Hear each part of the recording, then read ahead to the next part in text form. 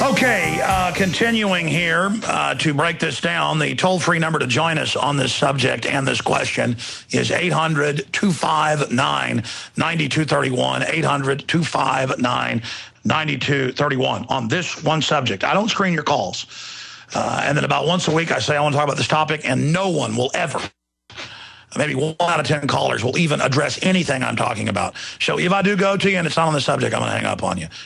Because we need to be able to occasionally have a focused discussion on something. Now, continuing here, it was behind the headlines, "Can Ron Paul be tamed?" And my brain morphed that headline of, Ron Paul won't sell out, but his campaign could. And that's what Raimondo says. He says, no, but his campaign can. That's the article. Can Ron Paul be tamed? No, but his campaign can. And that was less than 3 weeks ago. That was about 3 weeks ago. That was February 3rd. That was February 3rd. He asked that, and he's got all the quotes and the rest of it there in the article, where they've got all these Republican insiders and people saying that they think Ron Paul maybe has to be VP or Rand Paul. And then we have a top analyst who's rarely been wrong on Fox News betting and saying he believes and saying he thinks Ron Paul will be on the ticket. There'll be a broker convention, and that the Paulians will force him onto it. And that's what used to happen until the political insiders took over the system. Generally, whoever was the second most powerful candidate was forced on as VP. Because, yeah, whoever gets picked to be second to the president might as well be who had the second most votes. In the last 30 years ago, or in the last 30 years or so, that's basically been phased out. But thanks for pausing that for me, guys, here on air. We're live, but to play 30 seconds of news while we found that is a pause, so I can pause and find that specific article for you so that we can guarantee to give you the right info. And again, my problem getting into this subject is I'm always so decisive on info because I've thought it out so well. But on something this complex, I can basically put myself inside the campaign. And I'm not judging them. I'm not saying they're bad because, A, we don't even know what the truth is completely. We don't know where all of this is going. We don't know what Ron Paul is thinking. I will assure you next time I get him on the show, because I know he's told me he wants to come on every month. But then I say, well, sometimes it's hard to get you on. He goes, well, tell him I want to come on. And sometimes I've got to, call him up at home or something to say, hey, tell him to get you on, because they're not returning my calls or emails. And I don't get butthurt, as they say, over that. It's not even that big of a deal. I've interviewed Ron Paul probably 100 times. It's just, you also run into that. And I understand people on the campaign and the congressional staff's view. He can go on any show he wants, and they know they have this audience. Of course, it's growing all the time. And they know Ron Paul can say things that are dangerous on this show because I'll ask real questions. He's a real person. And so they want to try to control things. But that's a side issue as well. It's just that, here's an example to describe to you of what's inside the Ron Paul campaign. I've had family go to the Capitol. And one group of family goes in and says, hi, we're cousins of Alex Jones, and we're big fans of Ron Paul. And I've had them say, oh, wonderful, yeah, we love him too, and boy, I like his show. Depends on who they end up talking to at the congressional office or different campaign headquarters, to people saying, we don't like Alex Jones. He's really bad. He makes Ron Paul look bad. And, of course, I've heard that for years, and that's happened to friends, family, others. You just basically, it's like Russian roulette what response you get, because he's got staffers, he's got internists, he's got whatever. You're just getting a pool of kind of Republican libertarian types, and some of them, that work in there verge off into just kind of mainstream patty cake world, who are just kind of into the whole rock star thing of Ron Paul. And they think, hey, if he just said nuke Iran, he'd get elected. The neocons would be for him in a minute. But that's not what this is all about. Ron Paul is successful. Ron Paul is admired. Ron Paul is loved. because he's real, because he doesn't compromise, because he's a good person, and because he stands for what he believes in. And even if you're more of a big government type, those people, a lot of them still respect him because they know he is a man of integrity. And so is Rand. And so is most of his crew and his high-level people. The head of his congressional office is an amazing guy who we've interviewed over the years, by the way. We should probably try to get him on. I should probably just try to call him up. So, again, that's a side issue. The point is that there's all these low-level people and middlemen and gatekeepers that are there in the strata who behind the scenes are even like, yeah, we wish sometimes Ron would compromise, but that's what makes him great, almost in a condescending way. So Ron Paul is surrounded around by a bunch of people, the good, the bad, and the ugly, mainly the good, who are all giving him his 2 cents worth. And you've got Rand quoted in our article with links to where he said it, saying that he would be incredibly honored to be asked to be on any Republican VP ticket.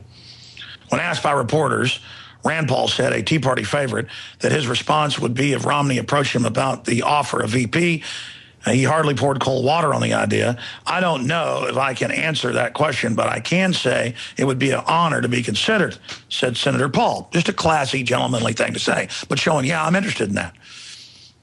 And then you've got similar comments by Jesse Benton about Rand Paul in here. The new debate is there a secret alliance between the Ron Paul and Mitt Romney campaign? And Raimondo's article goes through a lot of evidence to that. And by alliance, this happens a lot where they'll team up and attack one person and then attack each other later. So this is why it's so complex. Is that just good strategy from Ron Paul to be shooting down Santorum and then Romney later? I mean, that's what he's always done, is targeted. That doesn't mean he's for Mitt Romney. So people could be misinterpreting that. Raimondo could be misinterpreting that. His final summation is he doesn't think he is. Maybe he's right. He's a smart guy. It's up to you to make that decision. Then we get into the whole other debate. That's why this is so complex of, is it good, instead of just losing and being cheated or whatever, to take a VP run from Mitt Romney and bring all those voters in, defeat Barack Obama, and now have Ron Paul with a bully pulpit to be able to at least inject some sanity? Well, 3 things come into play. I don't think Mitt Romney's going to do that, even though this is what the evidence shows being discussed behind the scenes and being offered to Ron Paul if he plays ball and doesn't run third party. I think they'll betray Ron Paul. Let me just say, I think this is all a bad idea. My gut tells me that. But I know why the Paul campaign is looking at all options, and they clearly are. Does that mean Ron Paul is going to go with the bad idea? No. But it means some of the people below him who are younger and don't have his wisdom are certainly chomping at the bit at this, because they get to go on. They get to be in the vice president's office if you're Jesse Benton, if you're Rachel Mills, if you're these people. You get to be in the White House. So what are you going to advise Ron Paul on? And I know he's wise enough to still take counsel to bounce ideas around. But they think it's enough of a discussion. Not Mills, I just use her as an example. Benton does, to have said things like this repeatedly about Rand Paul. And maybe that is a step up. Maybe Benton's right. I'm just stating all angles here, because I can tell you that's what's going on in their brains. This isn't, oh my gosh, Ron Paul's bad, some people are discussing him running as VP, when he hasn't done that. It's some of his people have, when asked over and over again. Was it out of turn? Is it wrong? We don't know. We'll ask Ron Paul next time he's on with us. You better believe it. Now,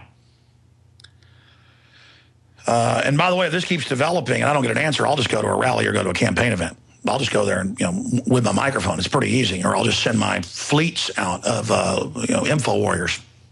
So I've been watching this for a month, sitting back, reserving judgment, just because it was a quagmire that hadn't been officially entered yet. But now it's one of the big national stories. I mean, it's in hundreds of papers today. And so we're here debating it, we're discussing it. So I don't think Mitt Romney would actually have him. Then the question is, if he would that be a co-opting? Because as the economy implodes, we want to be as far away from this power structure so we don't get blamed for it. I mean, he wouldn't be able to really change much in there with Romney. Because Romney's a globalist bought and paid for by Goldman Sachs money. So I think this is a double cross, and I think it's Romney people trying to play the Paul campaign. I don't think they're playing Benton. I think he's a good guy overall. I don't think they're playing Paul. I don't think they're playing Rand. I think Rand and all of them are playing nice because they know in Washington, if you make it personal, then they'll come after you 10 times harder. It's kind of like Obi-Wan Kenobi. So I have trust in Paul. I just know this is going to be used as a wedge now to try to take the sheen off Paul that he's this maverick who never compromises. That's like when a Bilderberg guy created a super PAC for Ron Paul. Obviously, you know, as a way to make him look bad as a big sick Joe at one level. And at another level, they want a laissez-faire libertarian thing after they've collapsed stuff so they can then say, hey, we've stolen trillions, but now we're exempt. I mean, you could have... So, you know, Louis Farrakhan, you could have George Clooney, you could have good, bad, whatever, create a super PAC. I could create a super PAC. You could create a super PAC.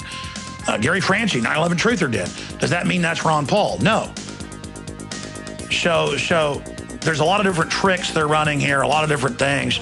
We'll discuss this more when we come back. Go to your calls. Hi, this is Alex Jones. Did you know that the global... Okay, so I've tried to give you full spectrum information. I know you're thinking a lot of similar things. You probably have your own points you're going to make, and we'll take 30 minutes of calls when we start the next hour on this subject at 800-259-9231.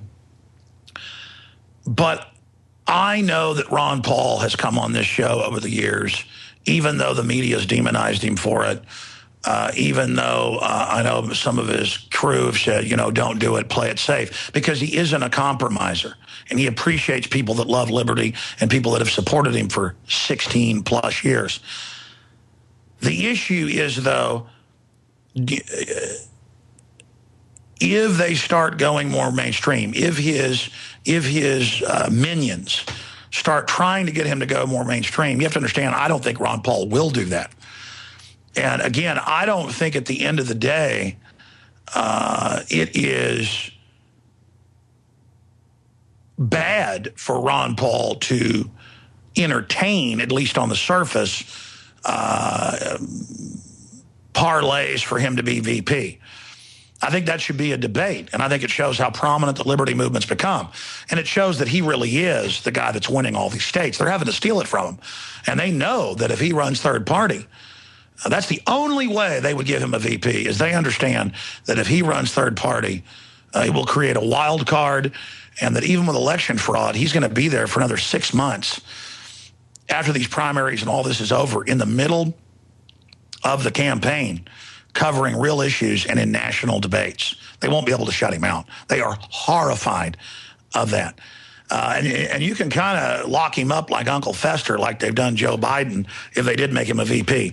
But my gut says it's the Romney and big Republican machine, which they admit has tried to co-opt Rand and others and failed, in there trying to co-opt Ron Paul. And I guarantee you they've been told, sell out on some issues, we'll make you VP. And I'll guarantee you Ron Paul said no. I don't even need to ask him. I'll ask him when we get him back on air. I'm just chomping at the bit to do it. I'm not that chomping. I haven't called anybody yet. I've just sent an email every other day, but I'm going to make some phone calls today because I want to get a response on all this. My gosh, I got Rand Paul's home number, Ron Paul's home number. I never even call these. I've got most of his family's phone numbers. I've got the his congressional head's phone number, who I know sends me emails and listens to the show. So I just got to call Jeff up. That's the answer. No rest for those seeking liberty and freedom, I tell you. It just gives me a headache. And again, I'm not even enamored with the whole presidential system. I'm one of those people that's had success, gained some notoriety, met a lot of Hollywood people, and I've learned it's just, I guess I was a little starstruck a decade ago when I was first put in a few movies and stuff. People approached me and put me in some films, Rick Linklater and others. You know, being in a film, you know, shooting scenes with Keanu Reeves, Winona Ryder, and Woody Harrelson, you know. But, I mean, knowing Charlie Sheen, knowing people even bigger than Charlie Sheen. But, I mean, you know, now it's just all I want's freedom. I just want to be able to fly and not have somebody grab my genitals. I mean, really, for all of you that have Madison Avenue controlling you and thinking, oh, you never reached success because you don't know